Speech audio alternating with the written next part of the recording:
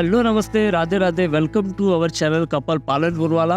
અને મિત્રો, આજે આપણે જઈ રહ્યા છીએ શ્રી દેપાળદેવ મહારાજના મંદિરે. આ મંદિર આવ્યું છે ગોળા ગામમાં, અને ગોળા ગામ છે પાલનપુરથી 14 કિલોમીટરના અંતરે પાલનપુર અંબાજી હાઈવે ઉપર. તો અત્યારે આપણે દેપાળદેવ મહારાજના મંદિર ઉપર ચડી રહ્યા છીએ પગથિયાથી, જે પર્વત પર બિરાજમાન છે. અને તમને સામે જે નિશાળ દેખાઈ રહી છે મિત્રો, એ મારી બાળપણની શાળા છે. મારું પૂરું બાળપણ આ ગામની અંદર વીત્યું છે, અને મારી ઘણી જૂની યાદો આ મંદિર, આ શાળા અને આ ગામ સાથે જોડાયેલી છે. મારા જે પણ મિત્રો મારી સાથે ભણતા હતા, એમને જો એમની બાળપણની યાદો યાદ આવતી હોય તો મારા વિડીયોની અંદર કમેન્ટ કરીને અચૂક જણાવજો કે તમને આપણા સ્કૂલ ટાઈમની કઈ બાબત તમને સૌથી વધારે યાદ છે. તો ગામની અંદર શ્રી દેપાળદેવ મહારાજ પર્વત પર બિરાજમાન છે, અને આ મંદિરની પાછળની ભાગે શ્રી રામ બજરંગગઢ એટલે કે હનુમાન દાદાનું મંદિર છે. અને ગામના બીજા એક ભાગ ઉપર શ્રી ગરડા મહાદેવનું મંદિર છે, જેનો અમે વિડીયો બનાવી ચૂક્યા છીએ. જો આપણે ગરડા મહાદેવનો વિડીયો નથી જોયો તો આઈ બટનની અંદર આપણે લિંક દેખાશે, આપ ત્યાંથી એ વિડીયોને નિહાળી શકો છો.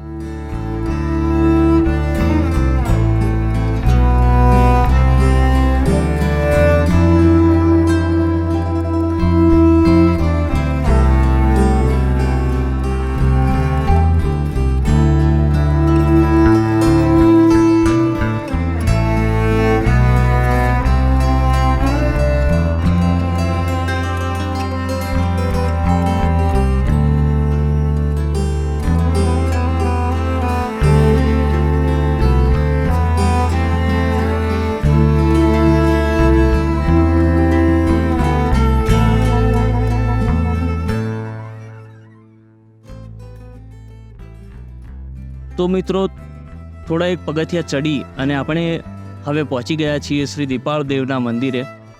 એકચ્યુઅલમાં મિત્રો, આ દેપાળદેવજીની સમાધિ છે, જ્યાં આજે પણ ગોળા ગામના નવપરિણીત જે યુગલો હોય છે, ચાહે પછી હિન્દુ હોય કે પછી મુસલમાન હોય, છેડા છોડવાની રસમ છે આ મંદિરે નિભાવવામાં આવે છે. વધુમાં જણાવું, આ દેપાળદેવ એટલે લાઠી જે અમરેલીનું છે ત્યાંના ગોહિલ બાદશાહના એક વીર રાજપૂત હતા, જે યવનોના હાથમાંથી ગાયોને બચાવતા આ જગ્યાએ વીરગતિ પામ્યા હતા.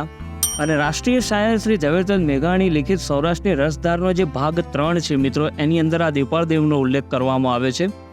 તો ખૂબ વિશેષ મહત્વ છે દેપાળદેવ મહારાજનું, અને ગામના લોકોને એમના ઉપર અતૂટ શ્રદ્ધા છે. જ્યારે ગાયોને બચાવતા જતાં પોતે વીરગતિ પામ્યા હતા, તો એમનો પાળિયો અહીંયા મિત્રો પૂજાય છે.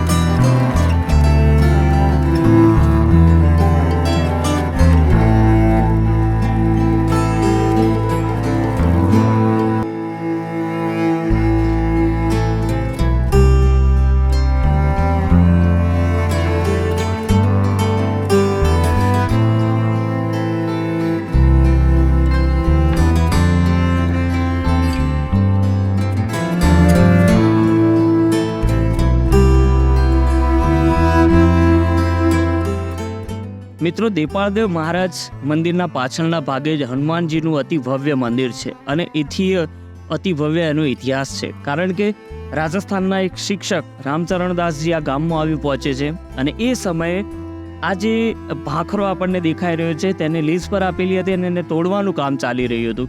તો એમણે કલેક્ટરને રજૂઆત કરી આ ટેકરીને ન તોડવા અંગે. કલેક્ટરે વાત ધ્યાને ના ધરી.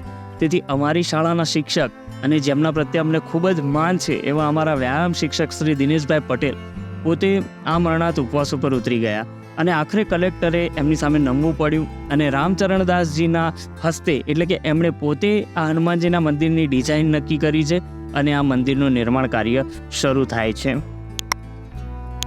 મિત્રો, વિક્રમ સંવત 2044ની જેઠ વદ 5મના રોજ જુલાઈ 1988 એટલે કે સોમવારે આ સંકટમોચન હનુમાનજીના મંદિરની પ્રાણ પ્રતિષ્ઠા થઈ. 28/1/1999 રોજ મહારાજ ડેવલપ પામે છે અને ગામના વિકાસ માટે પોતે 3 લાખ રૂપિયા મૂકીને જાય છે અને એ 3 લાખ રૂપિયાના વ્યાજમાંથી આજે પણ વિકાસના કામમાં ફાળો લેવામાં આવે છે. મહારાજે બંધાવેલા આ હનુમાનજીના મંદિરના પરિસરમાં જ ચામુંડા માતાજીની એક દેરી છે અને આ ચામુંડા માતા એ નેપાળ રાજવી કુળના કુળદેવી છે અને નેપાળના મહારાજા પણ મિત્રો આ મંદિરના એટલે કે ચામુંડા માતાના દર્શનાર્થે આવી ગયેલા છે.